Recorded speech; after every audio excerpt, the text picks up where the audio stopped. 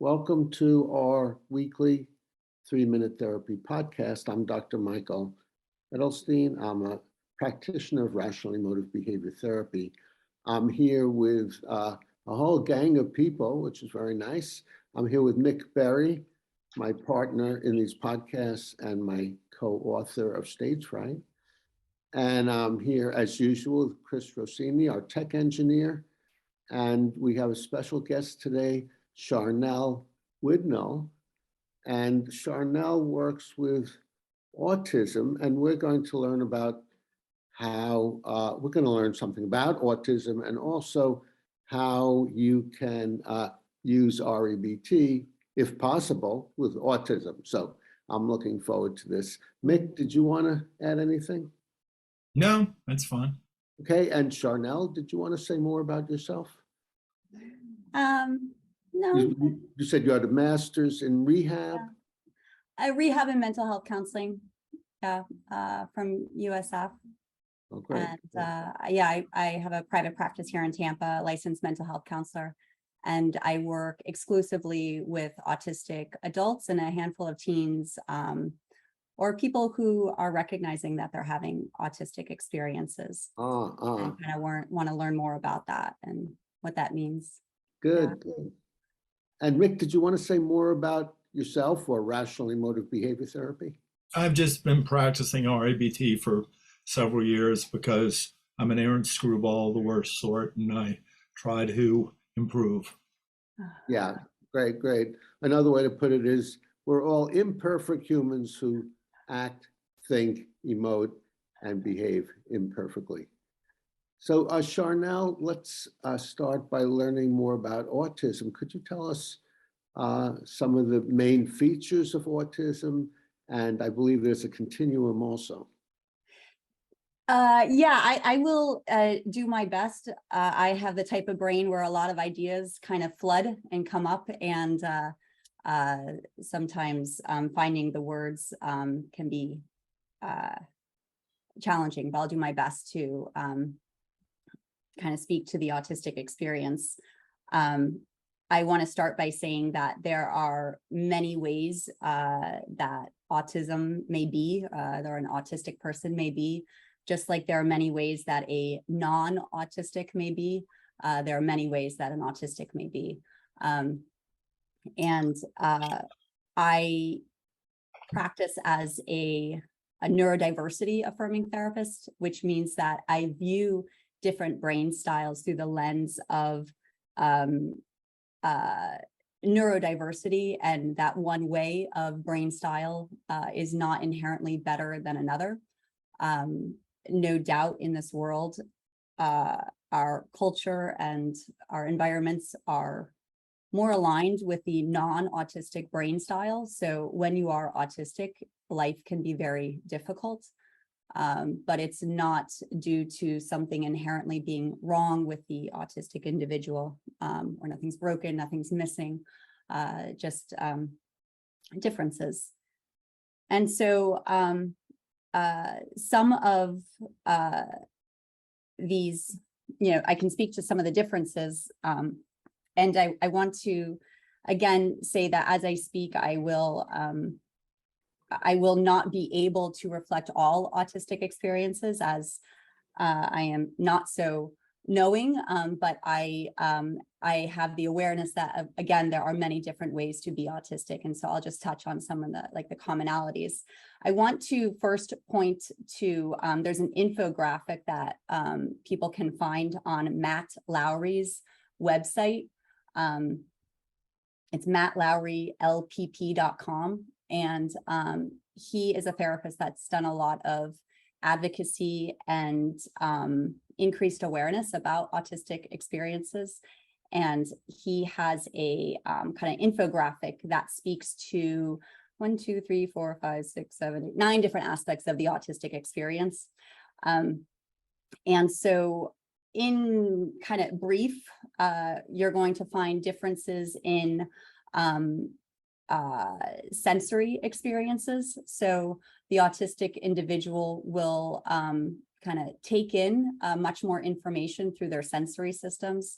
And filter that information differently than a non-autistic. And I could use the word allistic to speak to or to describe people who are not autistic. That's a word that is kind of used, allistic, to describe people who are not autistic.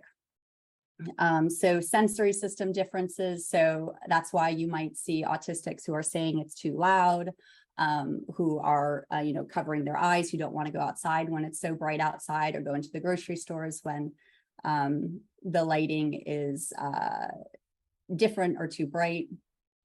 Also with smells. Smells, yep. A feature is being very sensitive to smells. Is that right? Yeah. Any others that you want to recognize? Well, actually, that reminds me of a different diagnosis called the highly sensitive person. Are you familiar with that? Yes, I am. So I imagine those overlap. Is that correct? There's an overlap, and I think that because the word autism has historically been perceived as one specific way of being, that others who may experience similar ways of being, but do not fit into the young, boy who is, playing with trains. People have come up with different terms to describe their experience because they haven't fit in with that stereotypical image of autism. But because of really the internet, the neurodiversity movement, there's a lot more information out there, and people are able to recognize that there are different ways of being autistic. And so many people who are HSP are now identifying as autistic. Yeah, Mick? Yeah, I have a question, Charnel. There's a lot more information available, but one of the problems I've found with the internet is there's a lot of lousy information available. So how does somebody determine what the good information is from the bad information? Because it's great that there's more information available, but is there also a lot of bad information available about autism? Yeah, and I think that the good information is often coming from the autistics. So there's more and more of a presence from the autistic community online that is speaking directly to their experience, and that is valid and awesome information out there. So yeah, just like any topic, but there's autistics are often great writers. They're great researchers. It's part of the experience often. And so there's a lot of tremendous information that I can point you to also to learn more about this experience. It might come as a surprise to you, but I have recently identified and received a formal diagnosis of autism myself. It was something I had suspected for some time, but the reason I share that is, one is I do have lived experience with this, but also which is important when speaking of the autistic experience, but also just that indeed it can present in many different ways.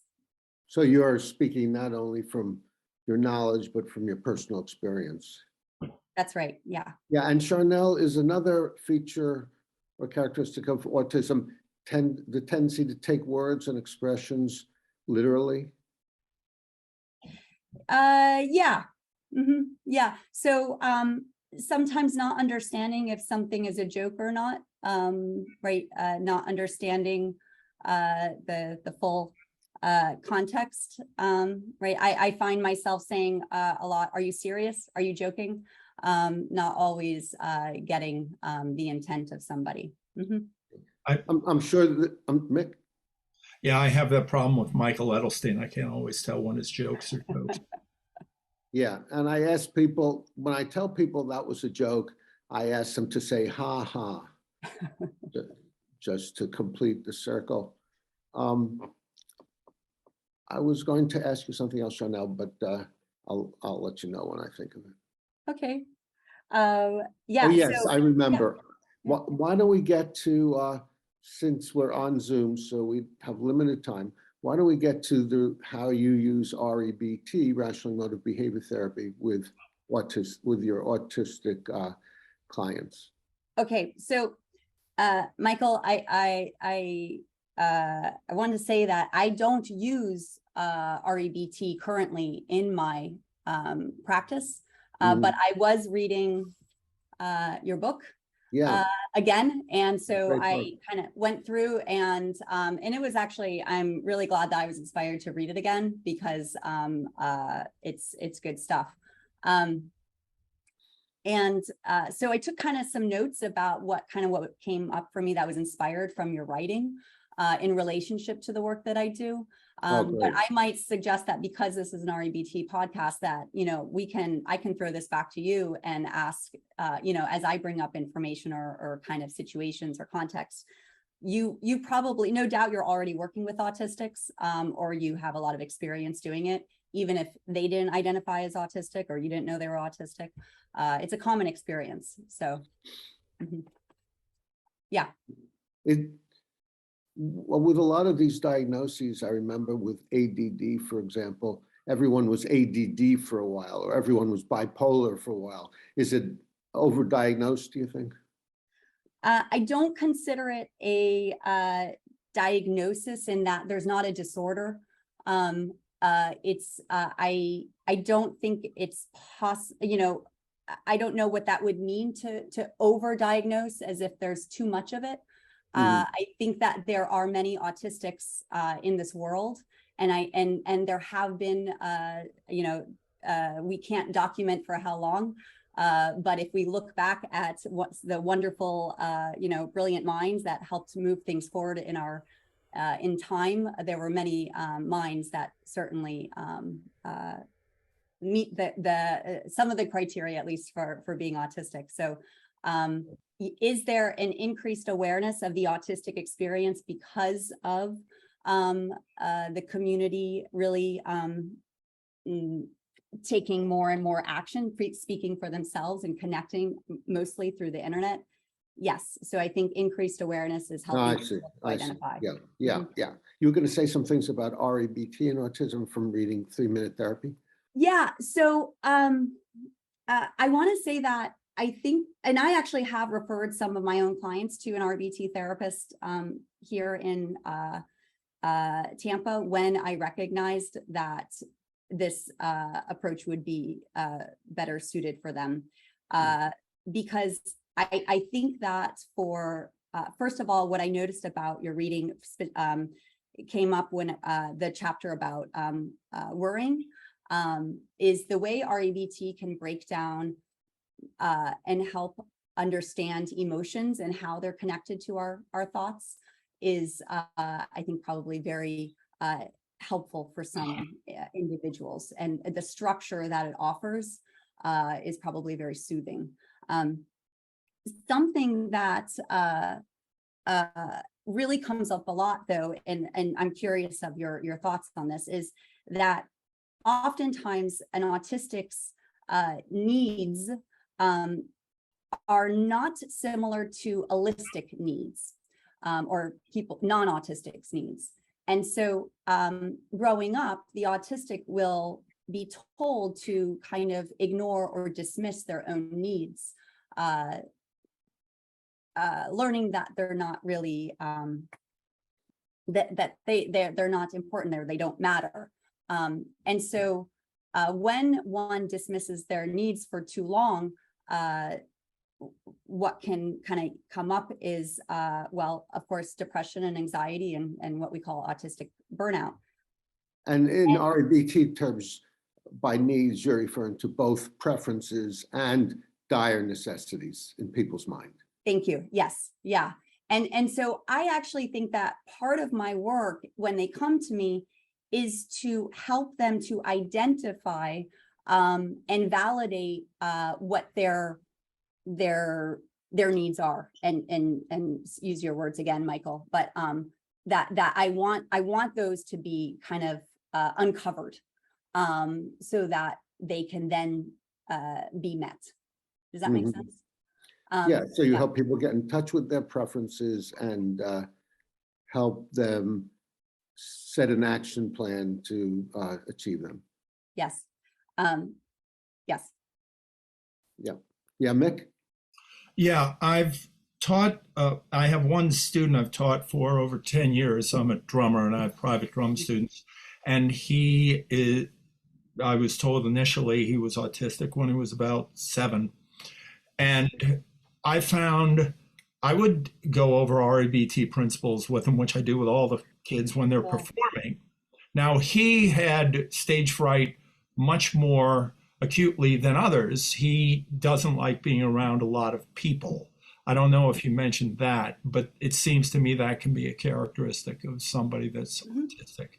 And I would mention REBT ideas to him, and they would be helpful to him. And now this is just one individual, okay? But I've found in teaching him and talking to him and knowing him as a friend, to when it's appropriate to, he's got a problem and REBT would be helpful, I mention it to him and I treat him pretty much like anybody else, though I am aware that it can require some extra patience on my part.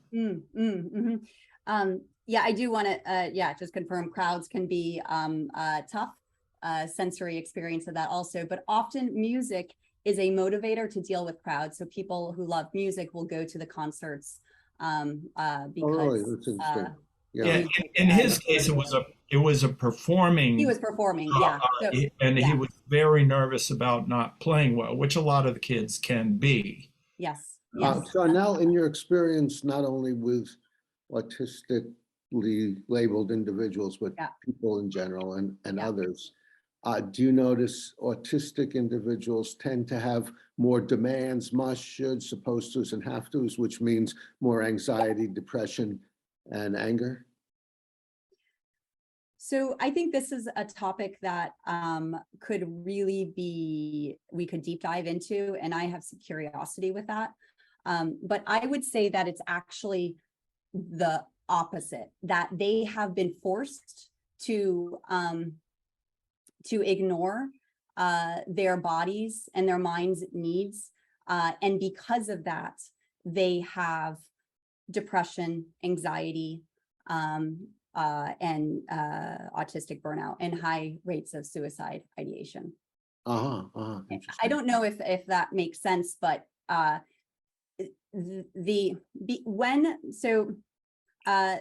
their bodies are taking in information that are alerting their brain that this environment is not safe, and so it's